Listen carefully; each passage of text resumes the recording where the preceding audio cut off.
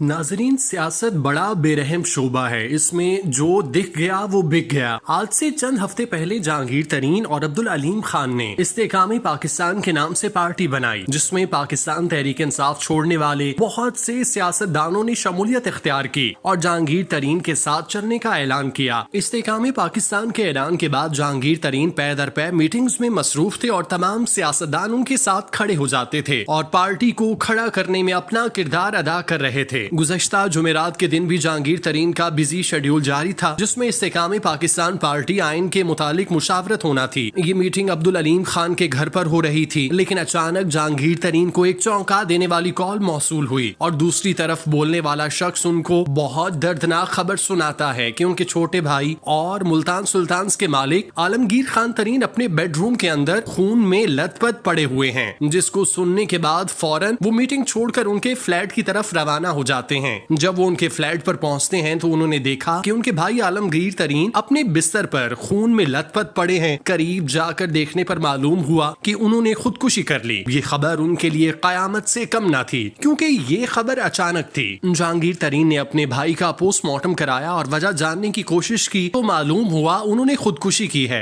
जुमेरात की रात ही आलमगीर तरीन का जनाजा मॉडल टाउन के इलाके में हुआ। जहांगीर तरीन के भाई की डेड बॉडी को ताबूत में बंद कर दिया गया। जहांगीर तरीन उसी एम्बुलेंस में आए थे जिसमें उनके भाई की डेड बॉडी थी। जहांगीर तरीन, जिनके साथ कुछ देर पहले पार्टी मीटिंग्स में सारी अशरफिया मौजूद थी, लेकिन जब उनको सब लोगों की जरूरत थी उस वक्त उनके साथ कोई मौजूद नहीं था। जब उनके भाई का जनाजा आया तो सिवाय ओन चौधरी के कोई सियासी रहनुमा, खुसूसन इस्तेकाम पाकिस्तान पार्टी के रहनुमाओं में कोई भी उनके साथ मौजूद नहीं था।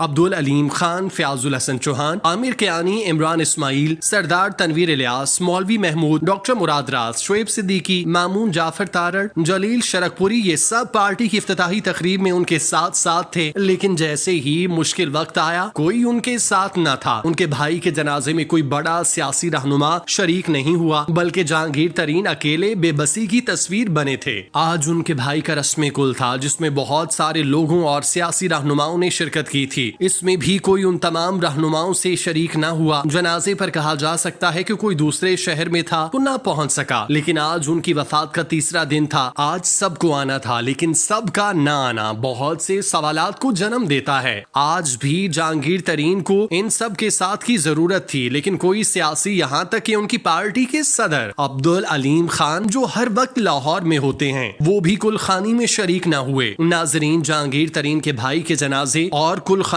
में उन तमाम लोगों का शरीक ना होना गहरी तशवीश है। एक हफ्ता पहले जो सारे लोग उनके आस पास मौजूद थे वो अचानक किधर गायब हो गए हैं। जहांगीर तरीन पे सबसे मुश्किल वक्त आया, उस वक्त कोई रहनुमा उनके साथ खड़ा ना हुआ, ना ही उनसे अफसोस किया। जहांगीर तरीन के भाई ने खुदकुशी से कबल एक नोट छोड़ा था, जिसमें उन्होंने बताया कि वो बीमारी की वजह से ये इंतहाई कदम उठाने पर मजबूर हुए। वो अपनी बीमारी की वजह से डिप्रेशन में थे, उनको नींद नहीं आती थी, वो सोने के लिए नींद की गोलियां इस्तेमाल करते थे। उन्होंने जहांगीर तरीन को मुखातिब करके लिखा कि उनके वफादार मुलाजिम से कुछ भी ना पूछा जाए, उसको तंग ना किया जाए, बल्कि उसका ख्याल रखा जाए, क्योंकि उसने मुश्किल वक्त में बहुत मदद की है। हम जहांगीर तरीन से उनके भाई की वफात पर ताज़ियत करते हैं और उनके दराजात की बुलंदी के लिए दुआगो हैं। अल्लाह पाक उनके सगीरा और कबीरा गुनाह माफ फरमाए और उनको जन्नत में आला मकाम अता फरमाए। आमीन।